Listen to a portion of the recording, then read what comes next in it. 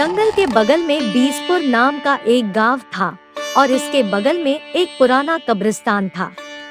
ग्रामीणों को अक्सर रात में भयानक भूतिया आवाजें सुनाई देती है।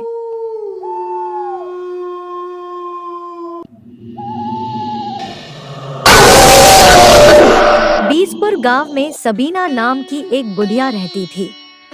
सबीना का घर कब्रिस्तान के बगल में था। एक सुबह सबीना की नींद खुली तो उसने अपने घर के सामने एक मरे हुए आदमी की खोपड़ी पड़ी देखी।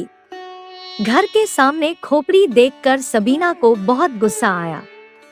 सुबह कौन मेरे घर के सामने मानव खोपड़ी छोड़ गया? तभी टिकू वहां आ गया। उसने सबीना को गुस्से में देखकर कहा, क्या हुआ? सुबह सुबह इतना गुस्सा, किस पर चिल्ला रहे हो? टीकू की बातें सुनकर सबीना को और भी गुस्सा आ गया। फिर उसने टीकू को कठोर भाषा में कहा, यहाँ से दूर हो जाओ। ऐसा लगता है जैसे किसी ने सुबह किसी जानवर की खोपड़ी छोड़ दी हो और तुम आकर मेरे मजाक मत बनाओ। मेरी आंखों से दूर हो जाओ। सबीना की बातें सुनकर टिकू पास गया और उसने खोपड़ी देखी। टिकू ने मरे हुए आदमी की खोपड़ी देखकर डरते हुए कहा, अरे आंटी, यह किसी जानवर की खोपड़ी नहीं है, यह एक मरे हुए आदमी की खोपड़ी है। लेकिन यह खोपड़ी यहाँ कौन लाया? टीकू की बातें सुनकर सबीना को और भी गुस्सा आया। अगर मुझे पता होती कि यहाँ खोपड़ी कौन छोड़ गया है तो मैं तुझे पूछती। यह फिर तेरा काम तो नहीं है। अरे आंटी, मैं आपके साथ ऐसा बुरा काम कभी नहीं कर सकता। तभी दो गांव वाले चीकू और मीकू वहां आ गए। चीकू ने खोपड़ी देखकर कहा, क्या कमाल की बात है, यह मृत मानव खोपड़ी यहाँ कैसे पहुंची? ये खोपड़ी कौन लाया? मैं उस पेड़ पर से दाब लूंगा और पानी इस खोपड़ी में डालकर पीऊंगा। ओह अरे भाई, अगर मुझे पता होता कि खोपड़ी यहाँ कैसे आई तो कोई समस्या नहीं होती। खोपड़ी यहाँ कैसे पहुंची यह कोई नहीं जानता। इसके बजाय चले हम खोपड़ी को दूर फेंक दें। फिर तीनों ने खोपड़ी ले जाकर कब्रिस्तान में फेंक दी। खोपड़ी को फेंकने के बाद सभी अपने अपने घर चले गए। अगली सुबह जब सबीना उठती है तो उसे अपने घर के सामने एक मानव खोपड़ी मिलती है। इससे पहले कि वह कुछ समझ पाती, उसने देखी कि टीकू, चीकू और मीकू अपने घर की ओर आ रहे हैं। उनमें से प्रत्येक के हाथ में एक मरे हुए आदमी की खोपड़ी है। खोपड़ी कहाँ से आई? मेरे जैसे आपके घर में मृत लोगों की खोपड़ी कैसे हो सकती है? आंटी, मैं और क्या कहूँ, कल रात मेरे दरवाजे पर कुछ गिर गया। मुझे लगा किसी ने शैतानी में पत्थर फेंका होगा। लेकिन सुबह मैं उठा और घर के दरवाजे के ठीक सामने इस मृत व्यक्ति की खोपड़ी पड़ी देखी। और हमारे यहाँ ही नहीं, गांव के लगभग सभी घरों में ऐसी खोपड़ियां मिलती हैं। कौन कर रहा है, कुछ समझ नहीं आ रहा है। फिर चीकू ने कहा, रात को बाहर नहीं जा सकते, कब खोपड़ी सिर पर आ जाए। मैं कल रात थोड़ा बाहर था, तभी एक खोपड़ी आई। मैंने खोपड़ी देखी और वहां से भाग गया, और थोड़ी नजदीक गिरती तो खोपड़ी से मेरे सिर फट जाता। सबीना ने सब कुछ सुनकर कही, हमें कुछ करना है। पहले हमें यह पता लगाने की जरूरत है कि खोपड़ी कहाँ से आ रही है। आंटी चिंता मत करो, चीकू और मैं आज रात उस बदमाश को पकड़ लेंगे। हाँ आंटी, मैं शैतान को ऐसे धोलाई दूंगा, वो फिर कभी ऐसी हरकत नहीं करेगा। रात के दौरान टीकू और चीकू पाजी का इंतजार कर रहे थे। तभी अचानक उन्होंने देखा कि उनके सिर के दाहिनी ओर से कुछ दूर एक खोपड़ी गिरी। ऐसा लग रहा था कि खोपड़ी को दूर से फेंका गया हो।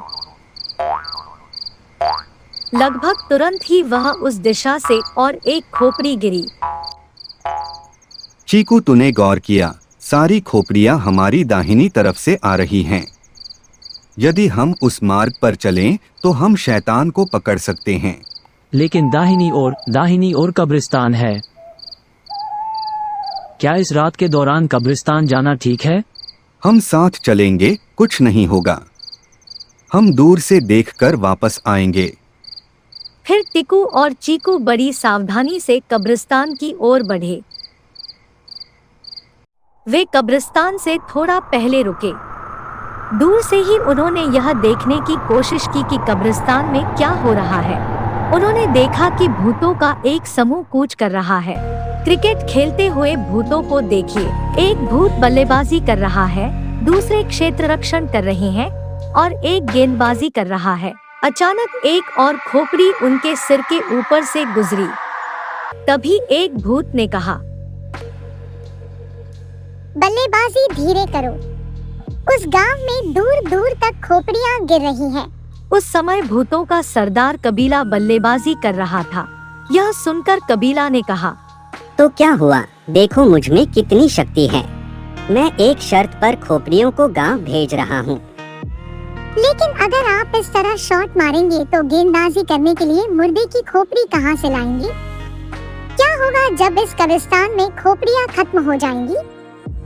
यह सुनकर कबीला ने भूतिया मुस्कान के साथ कहा,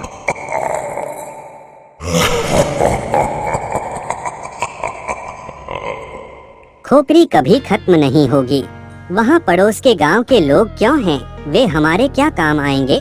जब कब्रिस्तान में और खोपड़ियाँ न हो तो गांव के एक एक व्यक्ति को मार दें और उनकी खोपड़ियों से क्रिकेट खेलें। कबीला की यह बात सुनकर टीकू और चीकू डर गए और वहां से भाग गए। अगली सुबह वे सबीना के पास गए और सारी बात बताई।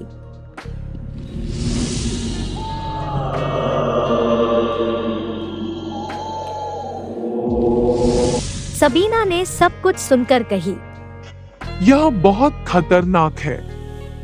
हमें गांव वालों को बचाने के लिए कुछ करना होगा। मैं एक बहुत अच्छे तांत्रिक को जानता हूँ। मैं उसके पास जा रहा हूँ और कुछ उपाय निकाल रहा हूँ। अगली सुबह सबीना के यहाँ एक तांत्रिक आया। तांत्रिक को देखकर सभी बहुत खुश हुए। सबीना ने फिर तांत्रिक को सारी बात बता दी।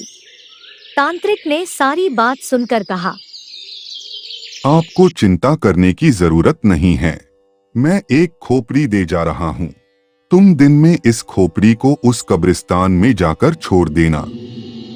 जब भूत क्रिकेट खेलेंगे तो इस खोपड़ी पर एक छोटी सी चोट से सभी भूत जलकर राख हो जाएंगे। फिर टीकू और चीकू साथ मिलकर तांत्रिक का जादुई खोपड़ी कब्रिस्तान में छोड़ दिया। रात को भूत फिर से क्रिकेट खेलने लगे। सबसे पहले तो तांत्रिक का जादू की खोपड़ी फेंका और कबीला ने अपनी पूरी ताकत से शॉट मारी। प्रहार होते ही खोपड़ी फट गई और सभी भूत को आग लग गई। आग में सारे भूत जल गए। तब से गांव के किसी भी घर में कब्रिस्तान से कोई और मृत मानव की खोपड़ी नहीं आते।